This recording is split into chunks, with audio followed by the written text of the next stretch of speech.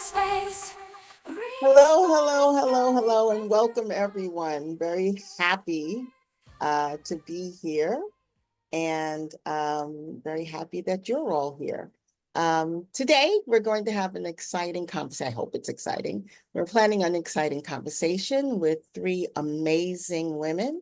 We are going to have a conversation about securing women's future in space. So what I'm going to do is I'm going to introduce our panelists very quickly, and then I'll tell you a little bit about what I hope we're going to talk about, and then we'll jump right in. So first of all, in 2022, SSPI recognized Donya Divsalar with a Promise Award, acknowledging her as one of the young professionals in our industry who will make a profound impact in the future. And she's living up to that promise. She is the incoming head of future projects at Magdrive, where she will be leading the commercialization of innovative technologies for terrestrial and space applications. Most recently, she served as Starlab's Human Systems Integrations Engineer at Airbus Defence and Space, developing the next generation of commercial space stations. Following her studies at Debrecen Medical School in Hungary and her Master's of Science in Aerospace Physiology at Simon Fraser University, Donya has led and supported multiple space health projects for the Canadian and European space agencies. She was previously the co-founder and CEO of Cadence Biotechnologies, a Canadian startup that aims to improve human health and performance in space through biomedical advancements. Elizabeth Kennick joined Teachers in Space as program director in 2011 and then became president in 2014. Formerly vice president of client technology at Morgan Stanley, she now splits her time between developing exciting ways to bring space into the classroom and funding space flights for classroom experiments and teachers. Teachers in Space teachers have flown CubeSat experiments on balloons, gliders, and spacecraft, most recently on Blue Origin's 14 April 2025 six-woman suborbital flight. They don't tell you these things. Find details and data about that flight at www.tis.org, and I'll put the links in the chats because you won't get it. But Elizabeth, welcome. And then Genna Ong Yi is a multidisciplinary space professional with experience spanning satellite engineering, international business development, and venture building. A mechanical engineer by training, she spent 3 years designing CubeSat payloads and advancing high-gain antenna systems, and later led commercial Earth observations efforts across 30 countries as a founding team member of ECURS. Genna also served as a senior executive at Space Faculty, where she worked with big space players like UNOSA, the World Bank, and astronauts from JAXA and SpaceX. She previously co-founded LAR.ai, an AI literacy startup, and she currently serves as a venture partner at Beyond Earth Technologies and co-founder of the Singapore Space Network. She is also a member of Airbus's STAR program, a select advisory group to Airbus senior leadership, and an emerging angel investor on Angel List, focused on early stage space and deep tech ventures. She writes on Substack under Orbital Mindset, an emerging independent think tank exploring how space, system thinking, and sustainability intersect to solve Earth's most complex challenges. And with that, I'm going to stop sharing and I'm going to say welcome to our distinguished panelists. Thank you, Tamara, for the really kind introduction. And I'm really glad to be here next to such awesome women in the respective fields. Okay, well, we're going to jump right in. I want to kind of set the stage a little bit about what this conversation is about and why we're having this conversation. The American Space Fund, Space Exploration Fund, has underwritten a campaign that SSPI is undertaking to talk about space in terms of what do we need to be doing to make sure that space is secure and safe and accessible well into the future. And so that campaign is called Securing the Future of Space, and we'll be running this campaign all year. As part of that conversation, we're taking stock at where we are today. Right now, today, the space industry that we knew as recently as last year is suddenly worlds different. There's just so much upheaval and change. There's so much change in the geopolitical reality of the world we thought we were living in.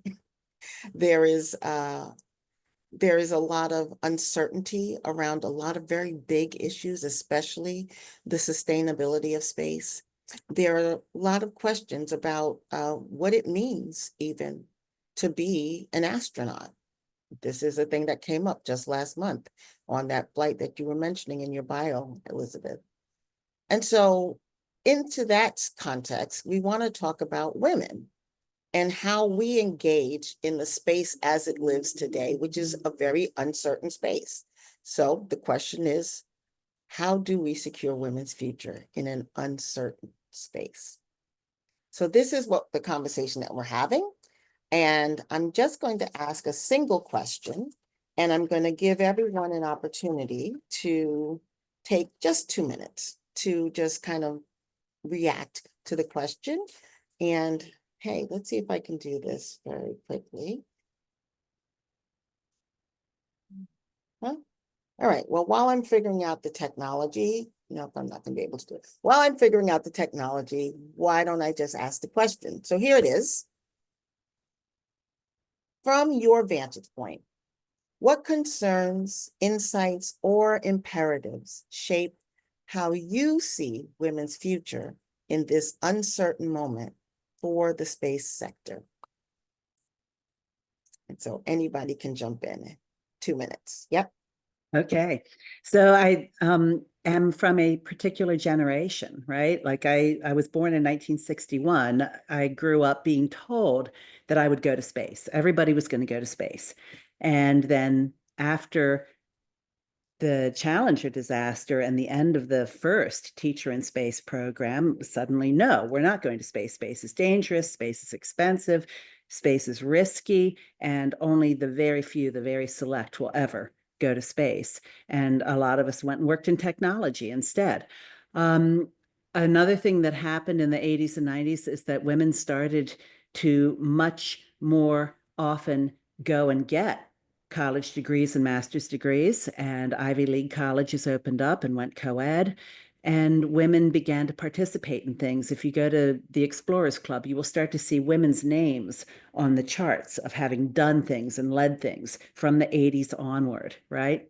So what I'm discovering in my life right now is that sometimes I and my colleagues don't realize that we're now the old people, right? There aren't really too many working old people who are older than us.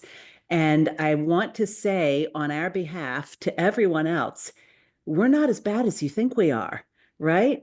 Like this is the time because there's really, I think, nobody left that really thinks women are truly inferior, right? My generation fought to prove that we're not inferior. And I think that the men of our generation understand that now. And I know the younger people do. So I think that it's time to change the way we work on including and valuing women. It's time for us to do what we're doing right here, to reach out to each other, build our networks, and remember to include the men and really start to embrace the equality that we've all worked to earn. Thank you so much. Who's up next? I Right. can maybe. Oh, okay, Donya, you can Sure. go Oh, first. okay. Thank you. Yeah, just building on Elizabeth's point on that, I think this is, the new generation of space race. This is the commercial race to space, and that landscape essentially is changing. So we are all building towards being role models in this new kind of generation. And what I mean by that is that with this shift in commercialization of the space ecosystem, agencies kind of go-to grantees are changing from the big primes to smaller companies. So a lot of women are also facing this change from kind of climbing the corporate ladder to lateral shifts into smaller entities, where they jump into seniority levels a lot quicker. So it's a big learning curve, of course, but also it almost kind of pushes us into becoming the role models. Maybe even if we didn't have the time to be exposed to the role models that we wish we did, now we are becoming those role models for the next generation to come. So that change is happening a lot quicker as we're stepping into this new generation of commercialization of space. Right. So, I'd like to build on what Elizabeth mentioned because it's I think for those of you who are based in the US, when you were young and you were dreaming of space, I guess it was easier, I guess, to see yourself becoming an astronaut, I guess, as of compared to someone coming from an emerging space nation like Singapore or even like within Southeast Asia. And as Donya said, there has been a shift in this new space economy where previously, space has been governed by countries, governments, or even like the defense sector competing for the space, even though based on the Outer Space Treaty, space is meant to be a global commons. But yeah, I think the commercial space sector is helping to accelerate that access to space, which is quite refreshing to see. And on the other hand, if we're thinking about inclusion in this sector, I think it's not just important, it's also pragmatic in a way where I think this is a sector that has been predominantly shaped by physicists and engineers, but we're starting to see different roles outside what we traditionally see as a space career. So there's importance in we need biologists, we need policymakers, we need people in business. So I think that's where access to space is being pushed towards. And with a lot of visibility that we get as women in space get start to get spotlighted more, I think it's also important to be aware of whether or not these uh, spotlight initiatives and the marketing and the PR really gets converted into real access and who gets to get a seat at the table when we have these discussions. Yeah, yeah. I really appreciate the current shape of the conversation because we're as I mentioned, we just had a whole moment, right? We just had a whole moment and a big public conversation about what it means to be a woman in space. We just had this conversation and we need to keep having it, right? There was all this extreme backlash from people I deeply admire, actually, about, oh, well, these women aren't even really astronauts. Not totally true, right? Oh, well, who gets to go just because your boyfriend is rich? Also not totally true, right? But this is what the dialogue was about. And so let's talk about that, right? Let's talk about that access point. Is it true that the way you get access is by having buku dollars? Right? What's the process? Go ahead, Elizabeth. Well, yeah, so far that has largely been true, right? It's about either having the money to buy a flight or having the fame that somebody who has the money would want to take you along. That has been true so far.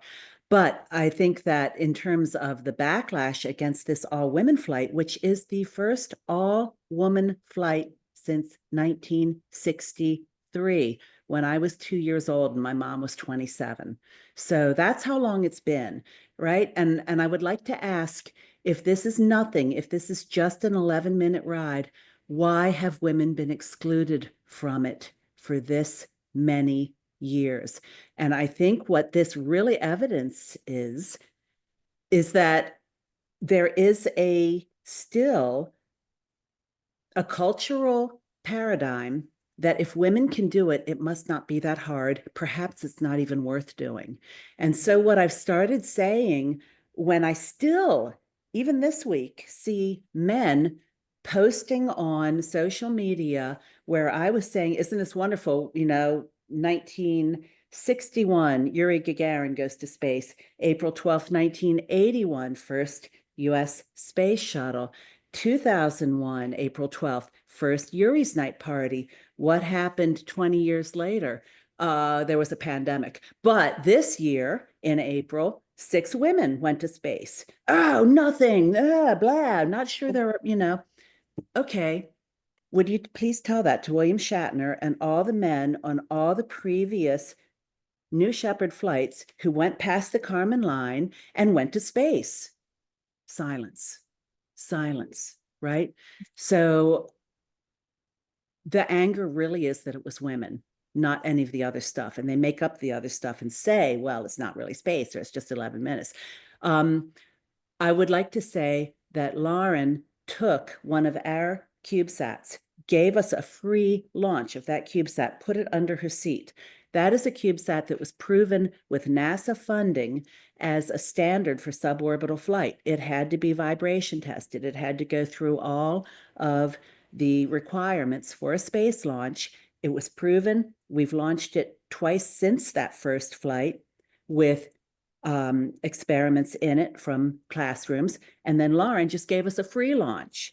And she's going to talk to she's going to talk to several, 3 of our schools and many, many, many 6th graders who were involved in this project on Friday. And they are thrilled. And this is definitely a space flight. Thank you so much. Go ahead, Donya. Yeah, just to add on to Elizabeth's point as well. So many firsts were done during this flight. And I think that was not talked about enough at all. Amanda going to space as the first Vietnamese woman going to space, absolutely incredible. And, the experiment that Elizabeth, you talked about, it's a first for students kind of experiencing that. The effect of these firsts is a lot more than we think. Whenever I'm asked about, why do you do what you want to do in space and why are you even in this field? It's hard. And, there is a lot of delayed gratification in it. It's the fact that, growing up, I wanted to see someone who looked like me go to space, and I wanted to have that role model, and that would have been a first. So to see these firsts for the next generation, it's life-changing moments that, unfortunately social media angles, focus on something else, or, the stories are turned in another way. But also kind of highlighting the fact that, we need everybody in space. And this is what I'm always like saying, aerospace for all, but also we need everybody with their passion, with their educational background, with what they do in life and they're super passionate about, to bring it to space. It's the business of inspiration. So it's all about people's inherent passion and what we dreamt of as kids.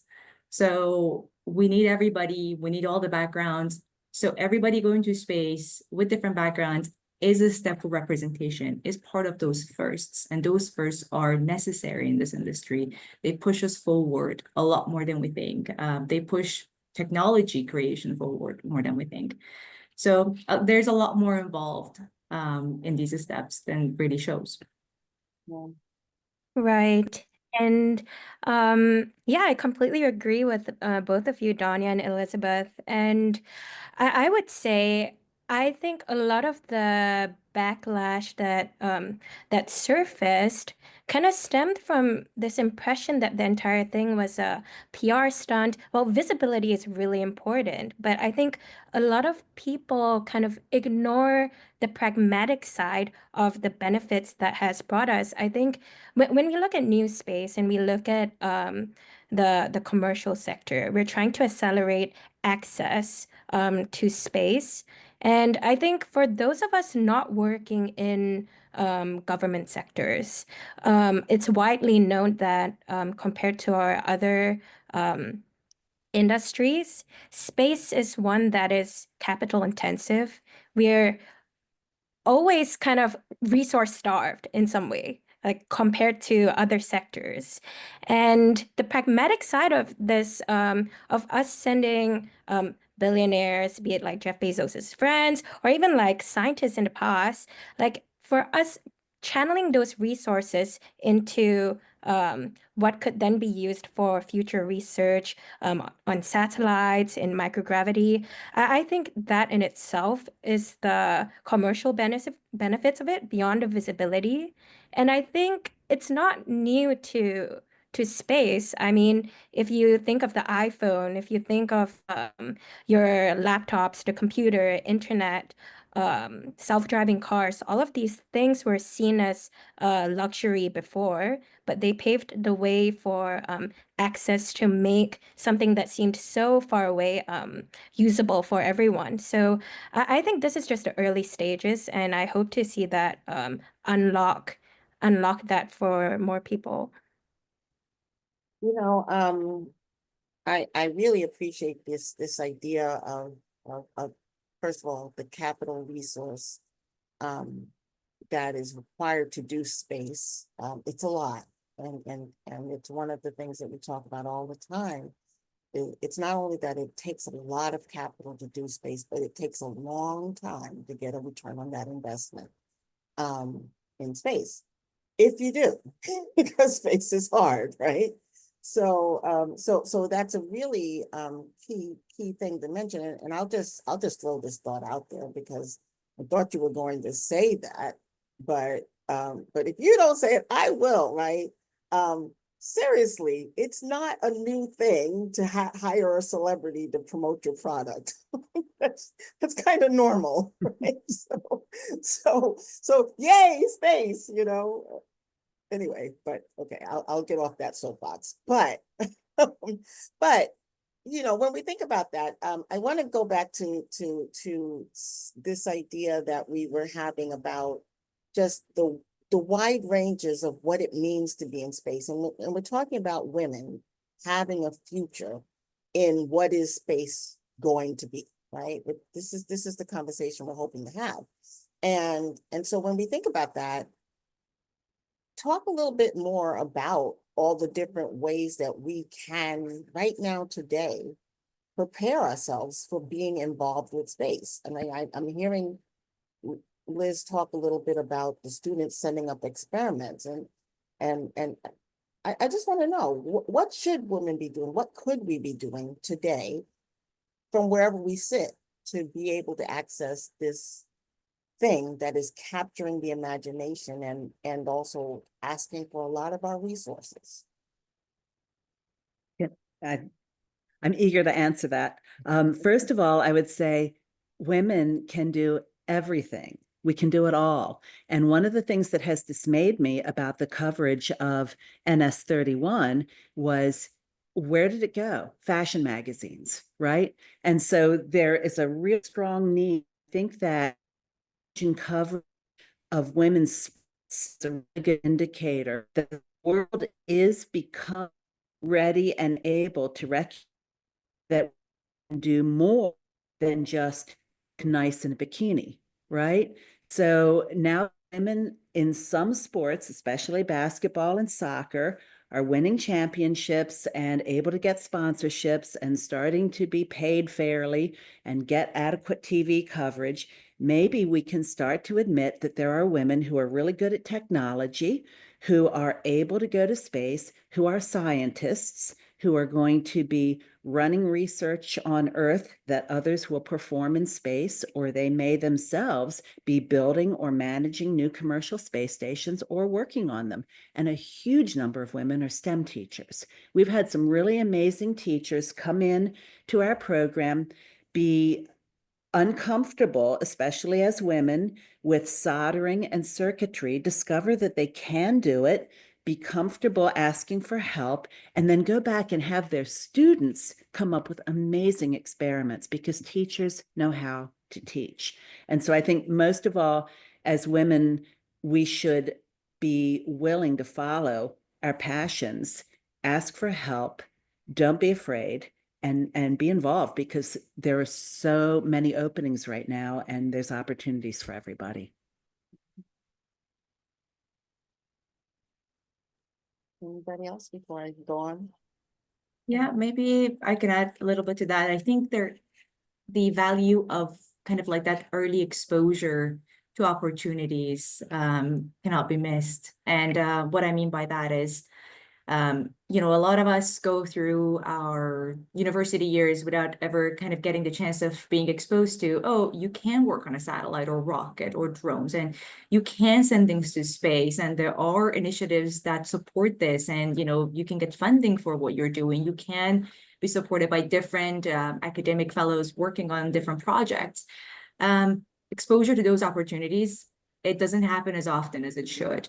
And once that exposure happens, then there is a lot of, you know, intimidation potentially, especially if you're not in the field of engineering. You may struggle to find your place in those fields. My background is physiology. I'm a physiologist by training. And for many years, it was a thinking that, oh, maybe I can't do this, and it's intimidating, and it takes a lot. So having those opportunities, being exposed and having that support system, especially women supporting women, advocating for that, again, bringing what you're passionate about in and finding applications for what you're doing in the space industry. I find that extremely valuable. And that's how we can kind of ensure that this talent pipeline continues without becoming kind of that leaky pipeline that you lose people. You know, you catch them at one point, and then there is that intimidation factor and, you know, oh, what am I going to do in industry? So this was a fun project, but what am I going to do after I'm going to graduate? So we want to prevent that leaky pipeline and ensure that we keep the interested fellows in that pipeline going forward. Right. I actually love what Donya said about the pipeline. So actually before I was an engineer, I was a physicist. There were 4 girls in our whole cohort. So you can imagine like how I guess intimidating that would be. There's a lot of imposter syndrome when you're in a male-dominated space. But I think with regards to how we can encourage more women to stay in the sector, I was really privileged throughout my journey to have had women in leadership roles, women in STEM lift me up along my journey. I can't emphasize enough. I think there was one of the questions in the chat, like how can we find our place? I can't remember what the message was, but I think there's a lot of value in mentorship, encouraging young girls to pursue something they're passionate about and not be daunted by the fact that yeah, there may not be as many women in this space as there are. So Yeah. You know, this idea of passion and I don't know if this is a term of art and I just somehow missed it, but I have now got it. Leaky pipeline. That is a profound thing to say. And I deeply understand it just from a personal standpoint, right? I only just now consider myself a space professional because I've been SSPI in the administration of SSPI for so many years. But honestly, right, I was not. I was not. And for many years, people kept telling me to call myself that, and I kept saying no. And I would describe myself that way.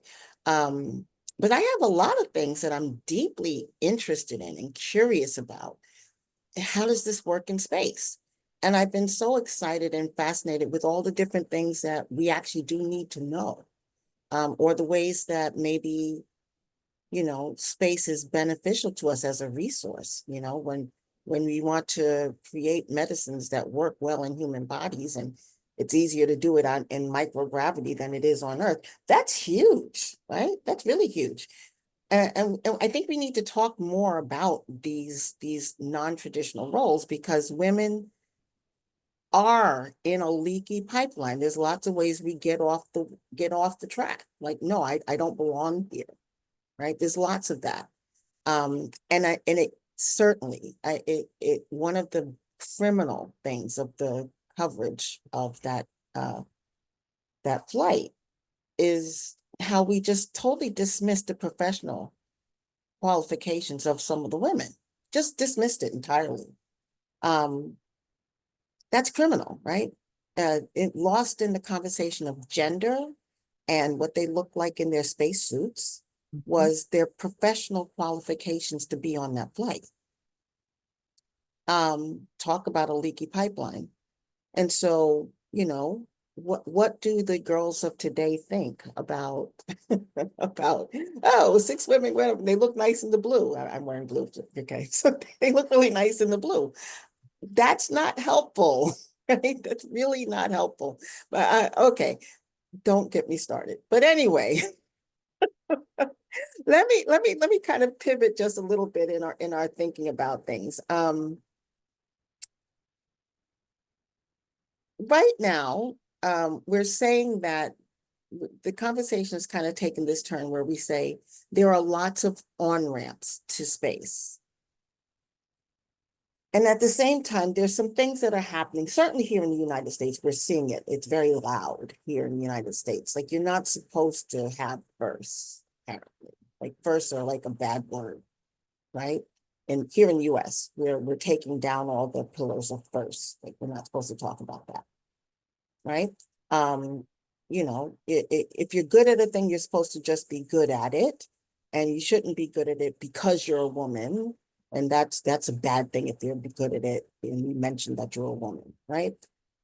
So we're living in this space. This is the political climate here in the United States. Also, though, the United States has been such a leader in terms of space engagement. And right now, we're kind of pulling away in ways that are different, right? I'm not saying that it's bad. I'm saying it's different. And so that's creating new opportunities in places that are not the United States, say, for instance, right? So as we think about women today stepping into or thinking about stepping into engagement with space and satellite, what should we be telling them?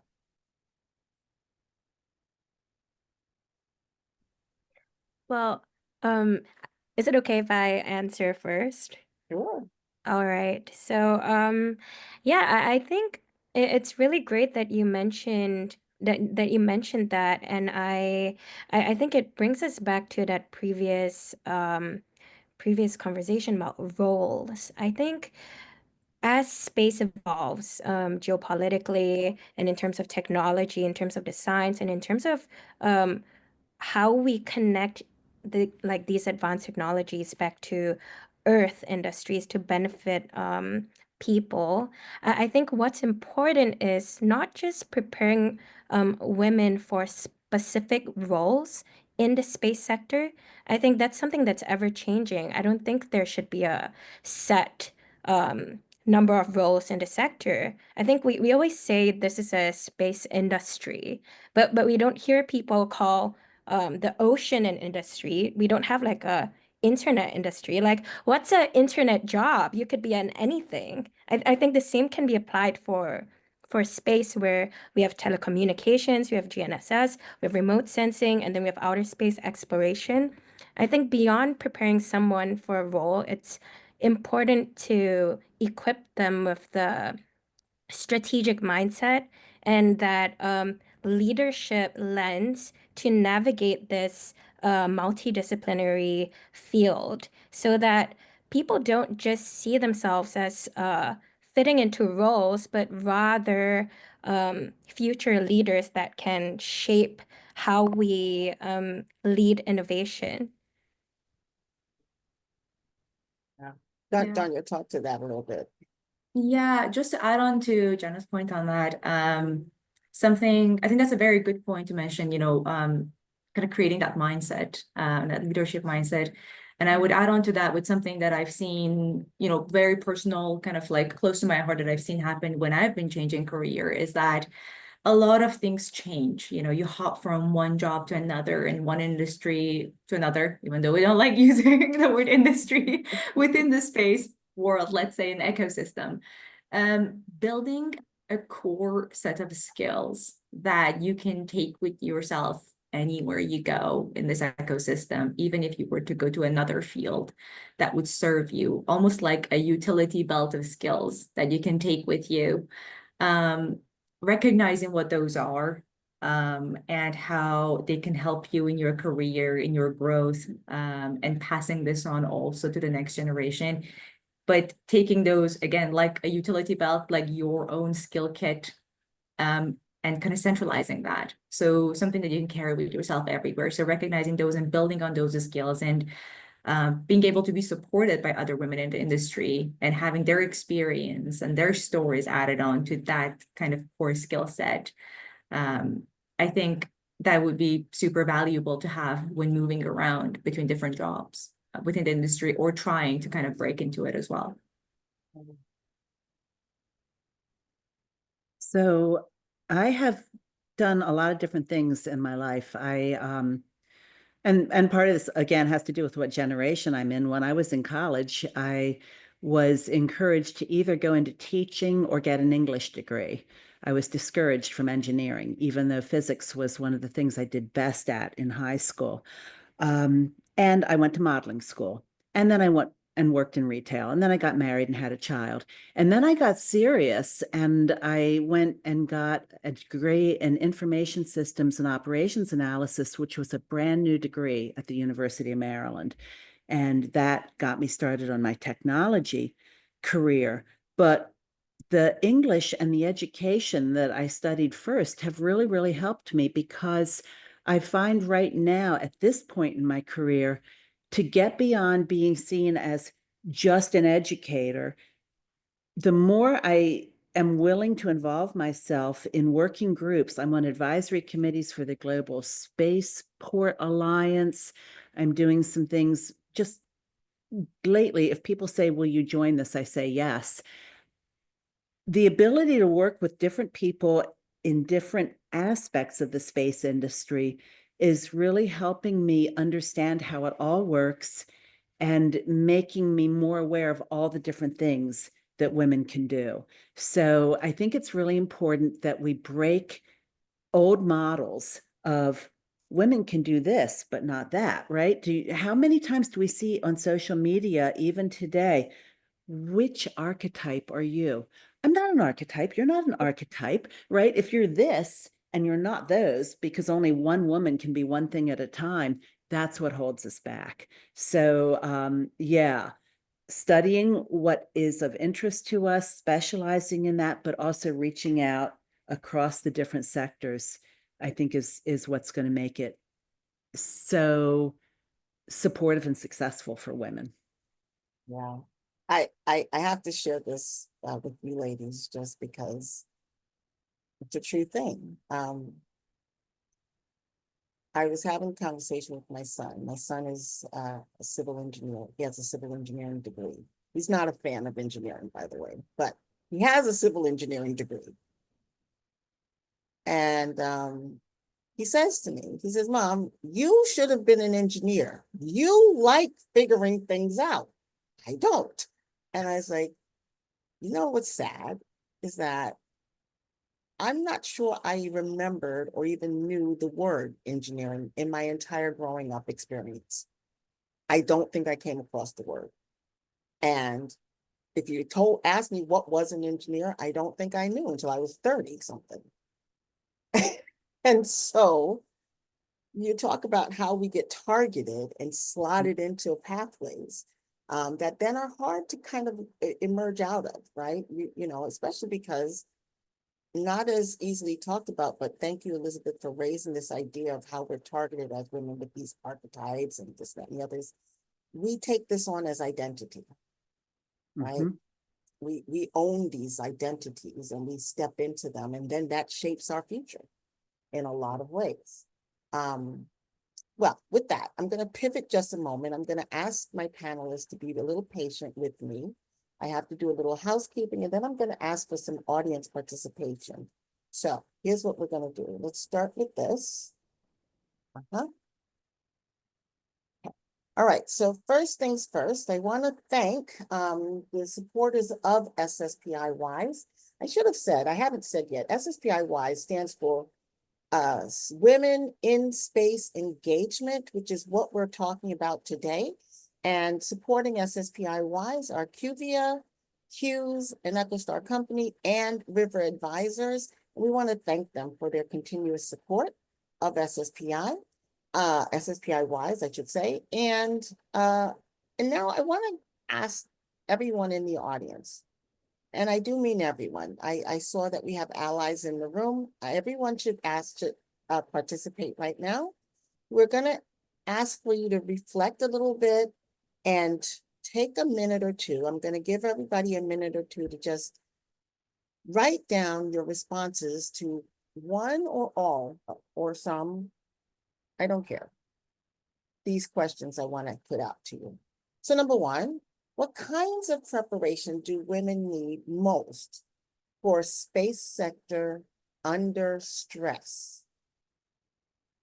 That's question number one. Question number two, where in the space sector is access narrowing or expanding? This is your opinion, what you're seeing on the ground. Where is space access narrowing or expanding? What stage of the journey are you in? And what strengthens your positioning?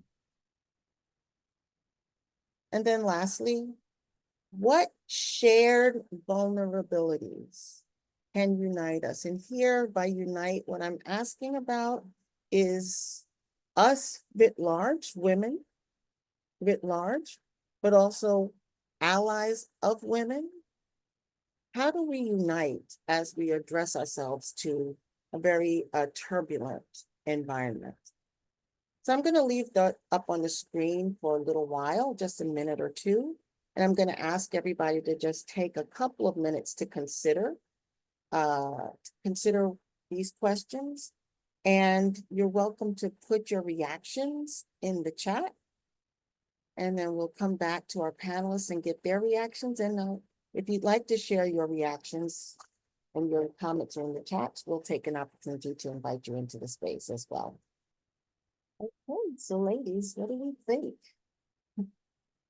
Any reactions? And I want to share, just so that you know, the woman posting in the chats right now is demonstrating by example why she is in the Hall of Fame. And we're going to invite her in just a minute. But I want to hear from you, ladies. What do you think? What did you feel the need to react to? Elizabeth, go ahead. So another thing that's been on my mind a lot lately is that a lot of women do really enjoy technology, right? But having worked in technology for much of my career, often the only woman in many, many groups, what I found was that a lot of the guys that I met who were into technology were so into it that it was the only thing. And that actually turned me off. And so I didn't participate the way I would have liked to, because we couldn't include anything else. And I don't worship technology. I don't sleep with it, but it's something that I really, really enjoy and I'm very good at.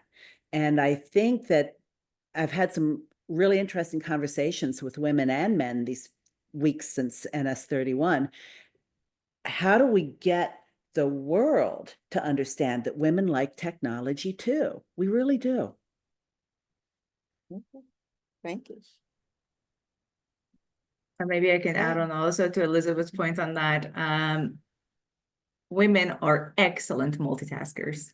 I don't think, yeah, I don't think there is any argument on that one. We are absolutely excellent at multitasking. And with regards to, again, entering this new age of space commercialization with these fast-paced projects where, you know, everybody just wants to get out there as quickly as possible, that need for multitasking and how women are able to stay composed under stress. When multitasking, it's something that's absolutely needed, and it's an absolutely essential skill to have, and a very, very necessary part of what's needed right now in the industry. So that one, a little bit of personal experience on that one as well, but just my observation on that. Thank you.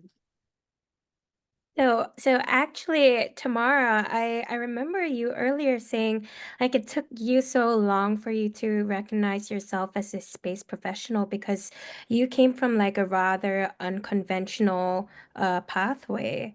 And Yeah. but I would say that one of the weaknesses of the space sector is that it's so dominated by this traditional sense of, oh, you need to be a physicist, you need to be an engineer to be in this space. And I, the reason why I say it's a downside is because sometimes physicists and engineers, I think myself included, we get so excited about the novelty of space that we're like, okay, yeah, I'm just gonna build the coolest robot. I just want to build the most advanced AI model. But we need people from multidisciplinary backgrounds. I think I saw someone say construction. I saw someone say regulatory in the chat. We need people from those backgrounds to help us connect the dots to really unlock the value, the downstream value of space and how we can use like that cutting edge technology to benefit the people living here on Earth. So I think it's more about demystifying what a space career is at the end of the day. And to prepare for that, I would say I think the more multidisciplinary domain expertise you have, the more you can connect the dots between people outside of the sector. I think that's where the value is in the space sector. Yeah, I just want to speak to that directly. I come from a customer service background. It's what I actually had a passion for, right? I kind of stumbled into that. I didn't go to school to become a customer service person, but I found that I was good at it, at least partially because of that liking, enjoying of problem solving, right? What if I had known that I could have made a career of customer service in the space sector? What if I had known that and planned for that? Right? What would have my career be today? It's hard to know because the thought never even occurred to me, right? So I think it's really worthwhile putting that idea out into the zeitgeist a little bit, like, hey, whatever you're into, can you create a pathway for yourself in the space sector? So we've got lots of feedback here. I want to open up the floor for anyone who would like to join us in the space. We've got a couple more minutes here. I saw a note from Evan. I want to, Mary Frost had a lot of really good comments. Gosh, we had so many good comments. I hope everybody's reading the chats because this is fascinating conversation happening in the chat right now. Mary, do you want to just come on screen and say hi?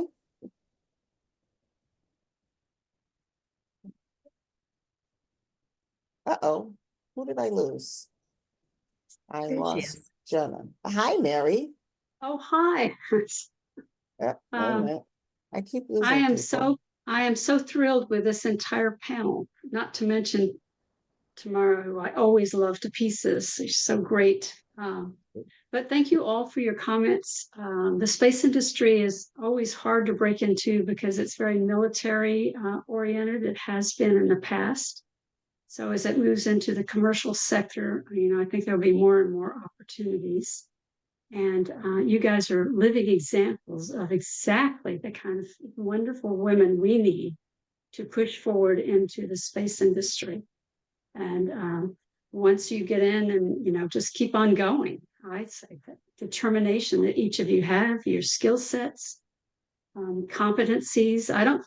I agree with Genna, you just can't have too many competencies in the multitasking world. Great problem solvers. Because when you're out there in space, I watch lots of the silly space movies and stuff like that. Problem solving is really great. And that's Yeah. something I think women also excel at, along with their resilience, agility, determination, education, very important. And the best thing about it is the technology changes all the time. It's an exciting field to be in. I mean, it is so exciting. Anytime you can start in a new area, you're starting at the same start line as everybody else. You're not like behind the military trying to get into a field. So I think that's one of your great advantages. So applause for every one of you. Thank you. Thank you so much, Mary. We have a couple more minutes left. Somebody said something. I'm looking for who it was because I so wanted to amplify these two messages. I'm going to invite Selena. Selena, would you like to come on screen and join us? There she is. Hi, Selena. Hello, my name is Selena. I'm hard of hearing. I do use caption, so perfect. I do SimCom, so let me know if you can understand something I'm saying, but I can type it if you prefer that instead. So you have a question for me, or want me to expand more on my comments, or I was so excited by you mentioning that one of the things that's necessary for us is to have more readily available mental health supports and access, right? I mean, I'm grateful. I didn't know that you were going to come on screen doing sign language, but thank you for that, right? Because access means a lot of things, and we need to be thinking about all the ways that we're making our sector accessible to people. right, exactly. My background is mostly governmental work, policy, procedure, laws, regulation, compliance. And that's without that degree, I just was specifically created that area. So now I'm making the switch to space exploration. I want to learn how I can learn how I can support and be involved myself. I'm a 40, I'm soon 40 years old. Next week's my birthday, and I have kids at college already. So now it's my turn to go back and learn something, and really for myself, show my kids can do anything. Doesn't matter your age, woman, man, doesn't matter. So I'm trying to live up to that, beat that expectation for my kids and be a role model, I do want to be more involved with space exploration. Exploration, I can't speak it. Exploration. I'm really fascinated with satellite. I like the idea. I like the idea of building it and seeing it go poof, space. Not so much coding. I tried coding. It's not my favorite thing, but I love Legos and building things. So I'm like, okay, how can I apply to space? Thinking rocket, more satellite. I'm like, okay, I'm gonna shift my focus. So now back in school, there's planetary sciences, engineering. I found I'm really good with engineering. Okay, now I know what to do. So I'm just trying to involve as many organizations I can to set up myself for success, support for myself. There's not many who, like me, that part of hearing, who really have that. Their focus is other things, which is fun. But for me, I'm like, okay, where can I find my own support? And just finding workshop like this is perfect start for myself. So sorry, sorry, but I hope that answered your question.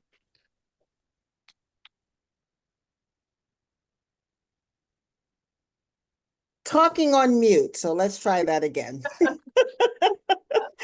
No Selena, different for me. yeah, thank you so much for being here. I wish you much success in your continued studies, and I especially want to see you do more and speak more, because your presence means that more people can follow in your footsteps and say, oh, that's how it's done. So thank you for leaving some breadcrumbs for others. Much appreciated. So, can I invite Evan? Evan, are you here? Let's see if I can find you. Evan, where are you? Is he still here? Yes. Evan, would you like to come on and say hi about your new journey in space?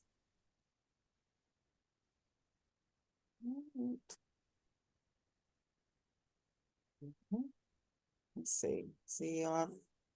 Oh, fudge. Okay.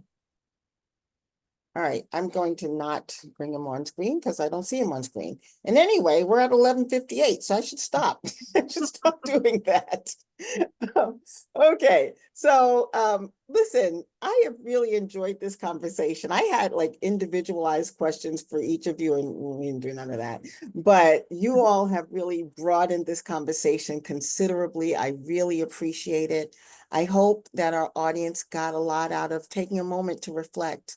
And I really do hope everybody got a chance to read the comments because they were so rich in the chats as people were reflecting on what this journey and what space access looks like and means for all of us and as we move forward.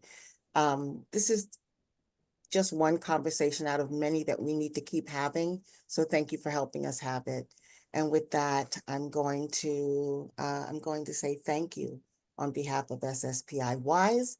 This conversation was recorded, so after we clean up all the garbage at the beginning, we will repost this, and I hope that everyone gets a chance to share it with others who might benefit. And so with that, thank you so much and have a wonderful rest of today. Bye, everyone. Thank you so much. Thank you. so much. Have a good one.